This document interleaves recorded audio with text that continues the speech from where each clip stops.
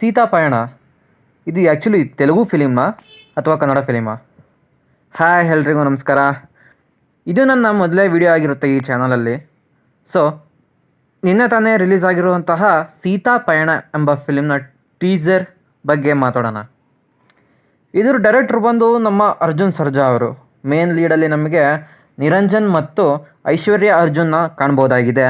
ಮತ್ತು ಲಾಸ್ಟಲ್ಲಿ ಒಂದು ಕೆಮಿಯೋ ಬರುತ್ತೆ. ಅದು ನಮ್ಮ Martin film hero Dhruva Sarja ಅವರದು. ಈ ಟೀಸರ್ ನೋಡಿದರೆ ಇದು ಒಂದು ಲವ್ ಸ್ಟೋರಿ ಮೇಲೆ ಬೇಸ್ಡ್ ಆಗಿರುವಂತಹ ಫಿಲಿಮ್ ಆಗಿರುತ್ತೆ ಅನಿಸುತ್ತೆ. ಹಾಗೆ ಈ ಟೀಸರಲ್ಲಿ ನಾನು ಏನು ಗಮನಿಸಿದ್ನಪ್ಪ ಅಂತ ಅಂದರೆ, ಆ ಆ್ಯಕ್ಟರ್ಸ್ಗಳದ ಲಿಪ್ ಮೂಮೆಂಟ್ ಇರುತ್ತಲ್ಲ, ಅದರೊಳಗಡೆಗೆ ನೋಡಿದರೆ ಕನ್ನಡಲ್ಲಿ ಡಬ್ ಆಗಿರುವಂತಹ ಪ್ರಸಂಗನ ನಾವು ಕಾಣ್ಬೋದಾಗಿದೆ. ತೆಲುಗುವಲ್ಲಿ ಡೈರೆಕ್ಷನ್ ಮಾಡಿ ಕನ್ನಡಕ್ಕೆ ಡಬ್ ಮಾಡಿರ್ತಾರೆ. ಅದನ್ನು ಕ್ಲಿಯರಾಗೆ ಕಾಣಿಸ್ಬೋದು. ಆ ಕನ್ನಡ ಭಾಷೆನ ಮತ್ತು ಆ ಲಿಪ್ ಮೂಮೆಂಟ್ನ ಸಿಂಕೆ ಮಾಡೋಕ್ಕಾಗೋದಿಲ್ಲ. ಯಾರು ಇವರು ಐಶ್ವರ್ಯ ಅರ್ಜುನ್ ಅವರು ಮಾತಾಡ್ತಿರುವಂತಹ ಭಾಷೆ ಕರೆಕ್ಟಾಗಿ ಅದು ತೆಲುಗು ಅಂತಂಗೆ ಕಾಣಿಸುತ್ತೆ ಆ ಲಿಪ್ ಮೂಮೆಂಟ್ ಪ್ರಕಾರ.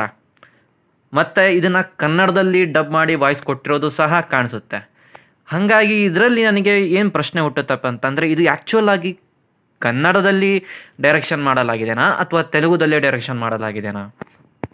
ಮತ್ತು ಇದ್ರ ಮ್ಯೂಸಿಕ್ ಕಡೆಗೆ ಬಂದರೆ ಈ ಬಿ ಜಿ ಎಮ್ ನಿಜವಾಗ್ಲೂ ಚೆನ್ನಾಗಿದೆ. ಮತ್ತು ಇದರಲ್ಲಿ ನಾವು ಪ್ರಕಾಶ್ ರಾಜ್ ಅವ್ರನ್ನೂ ನೋಡ್ಬೋದು.